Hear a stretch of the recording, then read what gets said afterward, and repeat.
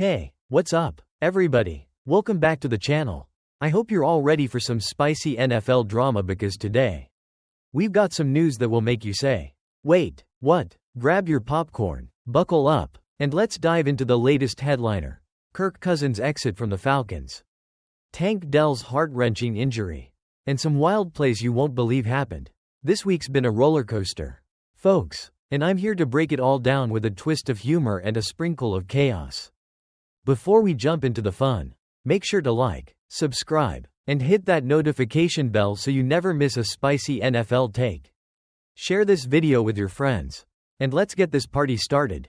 1. Kirk Cousins getting the boot from the Falcons. Wait, what? Okay, let's kick things off with a real plot twist. You won't believe this, but according to insider reports, Kirk Cousins is about to get the thank you next treatment from the Atlanta Falcons.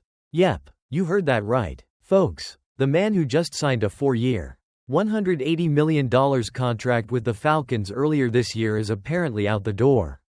So, here's the deal. Cousins was having a rough season, sure. He's thrown for 3.508 yards, with 18 touchdowns and 16 interceptions.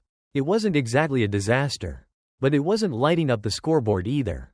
And after the Falcons head coach, Raheem Morris, decided to throw a wrench in the whole thing by naming rookie Michael Penix Jr. as the starter for the rest of the season.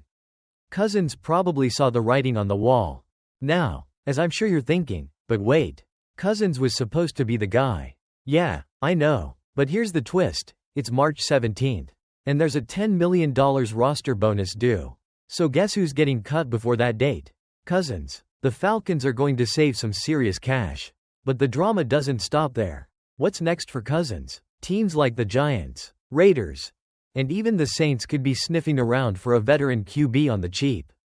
Imagine him mentoring a young quarterback, giving us all the, I've been here, I know what I'm doing, vibes.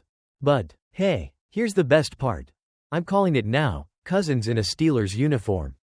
Anyone? Okay, maybe not, but the point is, it's going to be a fun offseason watching this unfold. 2. Tank Dell's heartbreaking injury. Spoiler. It's not a movie plot. Alright, now let's talk about something that's just gut-wrenching.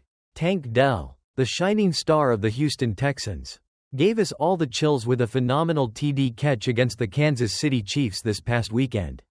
But as he secured the ball, disaster struck. In a moment that'll make you pause and say, no.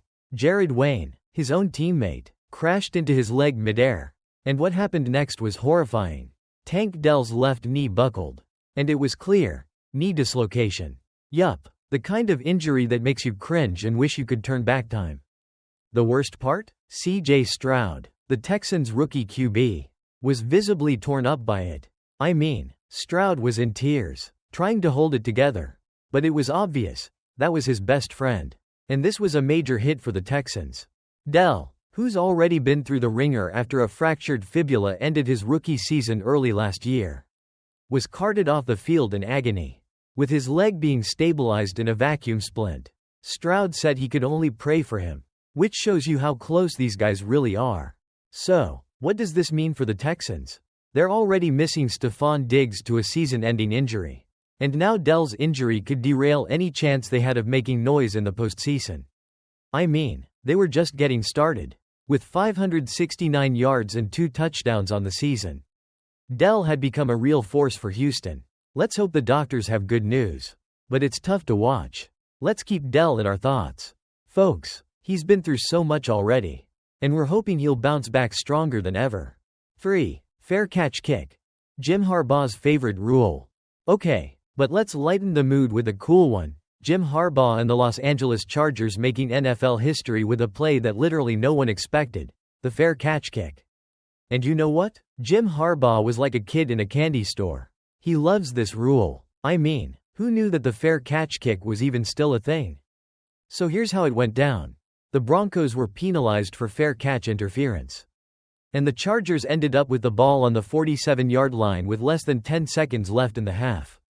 Enter Cameron Dicker, the kicker, who calmly knocked a 57-yard kick straight through the uprights, good for 3 points. It was the first successful fair catch kick since 1976. and the longest one in NFL history. Harbaugh was grinning ear to ear. "It's my favorite rule in football," he said post-game. "And I gotta agree, there's something ridiculously fun about seeing a kicker in the spotlight for something other than field goals."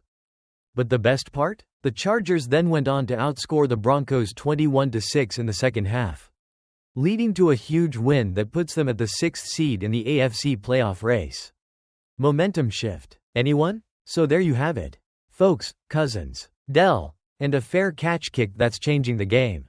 It's been a crazy week in the NFL, and we're just getting started. What do you think? Will the Falcons really cut Cousins? Can the Texans survive without Dell? And how much more will we see of Harbaugh's favorite rule? Let me know your thoughts in the comments below. I'd love to hear your predictions. If you enjoyed this video, and who wouldn't, right? Don't forget to like, subscribe, and share with your friends. You know the drill. Help the channel grow. And I'll keep bringing you the funniest and most dramatic NFL updates every week. See you next time. Hey, don't leave yet. Check out my other videos for more NFL madness and fun. Click here for more awesome content and keep the conversation rolling. See you soon. Hey, football fans, welcome back to the channel. And I hope you're ready for some exciting NFL drama. The Baltimore Ravens just made a huge statement this Saturday night with a 34-17 victory over the Pittsburgh Steelers. And it's not just a win, it's a playoff clincher. But there's more to the story than just the Ravens punching their ticket to the postseason. This game was a huge turning point in the AFC North race.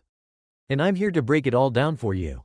The Ravens are back, baby. Despite some head-scratching losses earlier in the season, hello, Raiders and Browns, the Ravens are back in the playoffs. And they're making a run for the AFC North crown.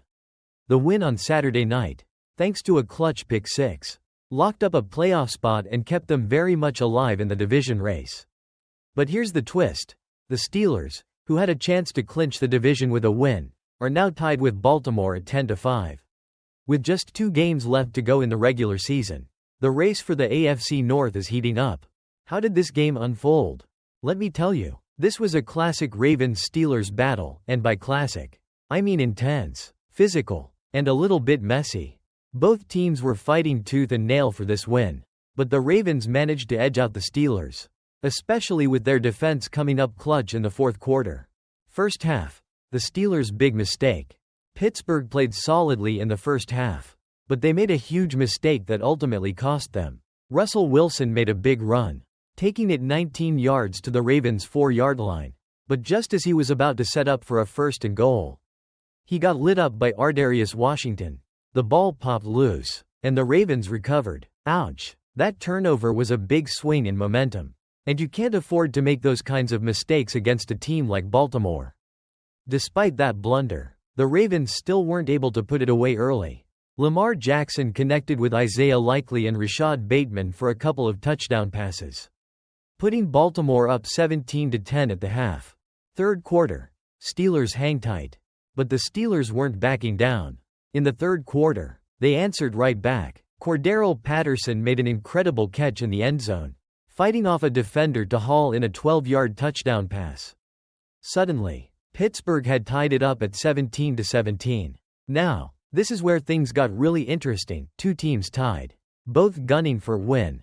But just when it seemed like the Steelers were about to take the lead, Lamar Jackson connected with Mark Andrews for another crucial touchdown, putting the Ravens up 24-17. The tension was building, and we were in for a wild fourth quarter. Fourth quarter, the game changer. Alright, here's where things really got interesting. The Steelers had a chance to make it a game in the fourth. But Lamar Jackson threw a rare interception to Minkah Fitzpatrick, giving Pittsburgh a shot to tie it up. However, the Ravens' defense wasn't having any of it. On the very next drive, Russell Wilson made a huge mistake of his own. On a bootleg to the right, he threw a terrible pass right into the hands of Marlon Humphrey, who made an easy 37-yard pick six. That's right, game over. The Ravens were up 31-17, and the Steelers just couldn't recover. The Steelers had no answer after that, punting the ball back to Baltimore. And then Lamar Jackson hit Zay Flowers for a 49-yard gain that essentially sealed the deal. The Steelers' frustration. It's got to be a tough pill for the Steelers to swallow. Despite a remarkable season and 10 wins, They couldn't lock up the division on Saturday night. The Steelers are now in a situation where they need to win out to have any